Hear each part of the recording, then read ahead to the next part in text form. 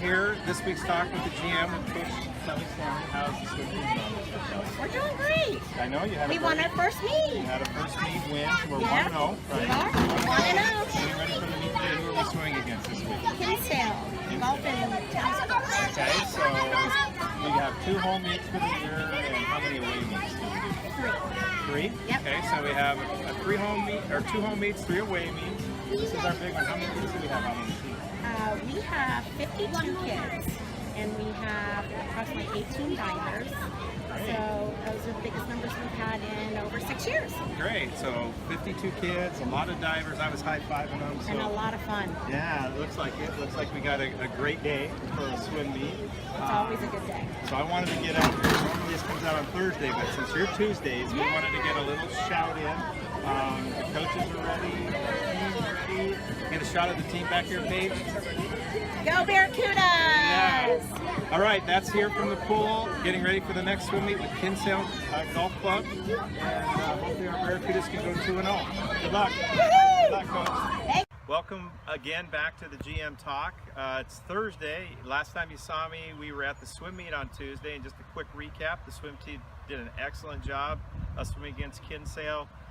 Coach Kelly told me that a lot of the swimmers improved their times, which is an awesome job.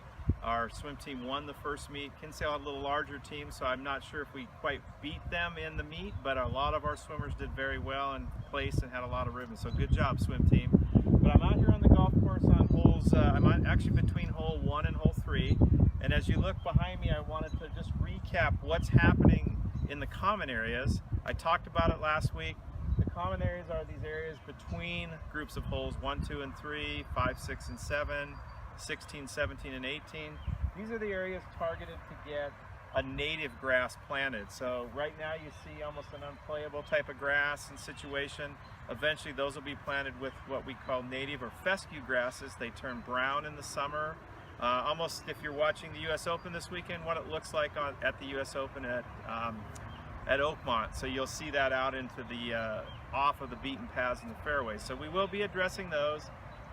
We will be putting a lot of forward tees in, and on all the various holes in the whole tee complex on 3 changes. This week though, we're going to spend some time on 4, 5, and 6, and we're going to head up there. But as you travel around the golf course, and I'll let Cody kind of walk over this way a little bit, as you pan up the hill, you'll see we're doing a lot of tree work. Mr. Sandy Simpson, one of our members, and a lot of our members of the club have made some donations to do some extra tree work and removal on hillsides to open up sight lines and views from the clubhouse. We're going to show you the wall over here that Orlando Miller in 1903 saw and founded Columbus Country Club because of the rock wall that he saw. It's the cliffs, and it was actually the cliffs at Walnut Creek, I think, was one of our first names. So you'll see that cliff over here very clearly now visible as we open that up on the river. So we'll show you that in a few minutes. We'll head up to 4, 5, and 6 and talk about what's changing on those 3 holes. Well, here I am on the 3rd cart path going up the hill, and behind me you can see the cliffs. That is the opening that we opened up. Did a lot of tree work to clear that out, so members, when they come up the 3rd hole, will be able to see some of these views and some of the reasons why Columbus Country Club is in its current location. Again, Orlando Miller saw that riding on his horse and buggy in 1903. Thought this would be a great site for a club. Built a horseman's club and eventually turned into the Columbus Country Club golf course. So there you go, the Walnut Cliffs. Well, here I am on the 4th tee, getting ready to talk about the changes coming to the 4th hole. We are going to add a rear tee and again a tee complex up forward on this hole. But the biggest change as you look down the fairways, again, the fairway shifts will happen. So we'll move fairway out to one side, narrow it on another side, and get the proper scale back to our golf course. But there will be a bunker placed on the right side of the fairway, on the short side of the hole, of the hill. So we had a bunker on the opposite side of the hill. This new bunker will be on this side. So you'll be seeing a bunker to the right of the fairway. And we'll move up to the greens and talk about the green complex bunkers that changed in just a minute. Here we are up at the green complex on 4, and as I look back and look at the changes that'll happen with most of the green complexes throughout the entire property on this restoration, you'll see the bunkers being placed a little bit closer to the green, 18 to 24 inches. There's a set dimension and distance away. Members will not have to fly a ball so far from these greenside bunkers to get them onto the greens. And the rough and the collar cuts will all be uniform throughout the golf course. The other thing that I want to talk about is that Donald Ross originally designed a lot of his golf courses with fairway bunkers, and we'll have them, of course, in our property and a lot of new ones.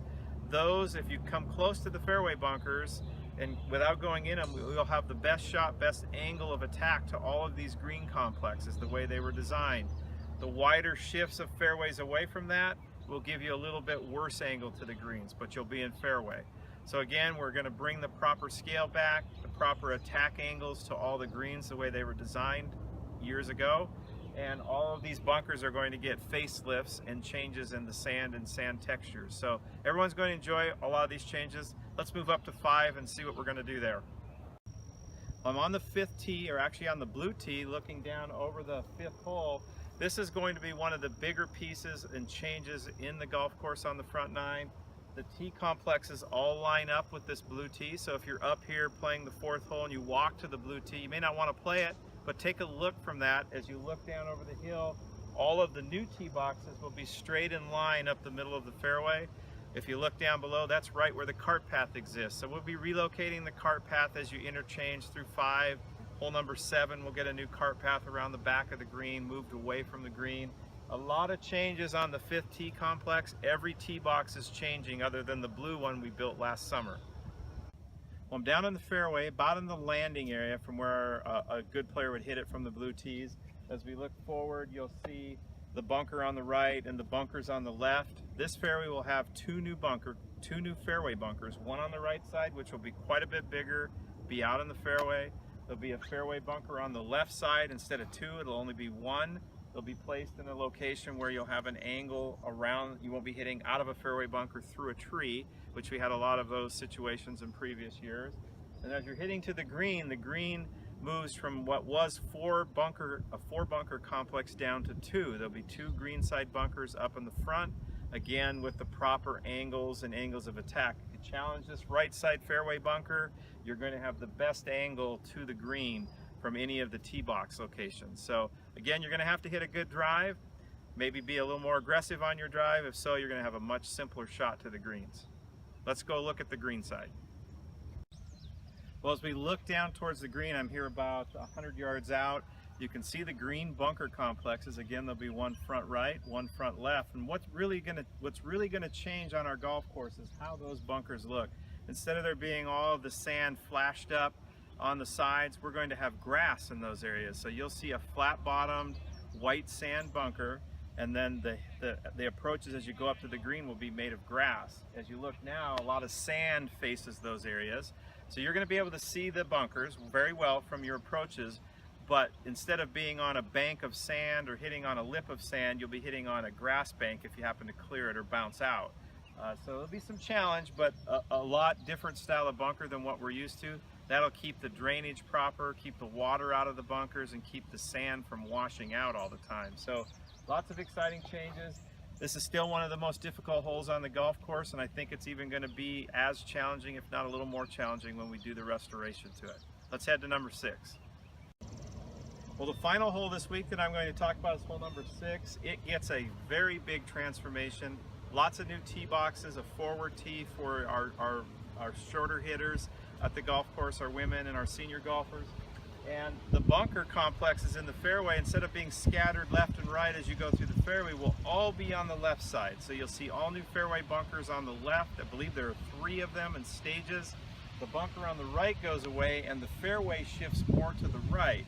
So your safe line is to the right in fairway, but it's not the best angle of attack to the green. Again, as I said on the last hole, if you attack the bunkers on the left, get over them and get safe of them, you will have a straight shot to the green and to the pin locations and the changes that will happen up around the green. Let's head up to about 100 yards. We'll talk about what's changing at the green, and again, our finishing hole of this week's segment with the GM. Well, here I am in the landing area, or just a little past the landing area on hole number 6. We're standing in what was rough. We've mowed it out a little bit shorter. This is defining what will be the edge of the new fairway line on the 6th hole, which is far right of where it was. So again, the right bunker in the fairway goes away. Right behind it, I'm in new fairway.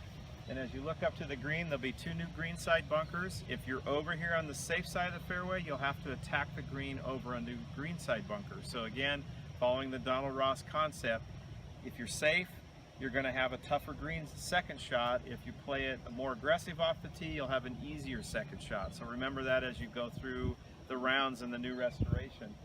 But again, when I say that the fairways are shifting and getting wider, they're widening a little bit, but not a tremendous amount. We're going from 20 yards to about 25 yards or 27 yards. So really what we're doing is getting it back to the proper scale of what it should be. And the shifts on the other side will come this way. So the fairway will actually get less wide on the left side. So it'll move over to the right. So again, not that we're widening all of our fairways this dramatic amount. It's just this is defining where the new fairway will be. So again, this is the GM report on the golf course. We're going to go look at one of our areas on hole number 11 that we've cleared the brush out so you can see the Walnut Creek River again. And again, as you're traveling around the golf course, you'll see many areas that we've begun to clear trees out so that you can see from one hole to the next. Again, that was the Sandy Simpson group that collectively donated money and helped with this project. So for those of you that made a donation to the club, we really appreciate it.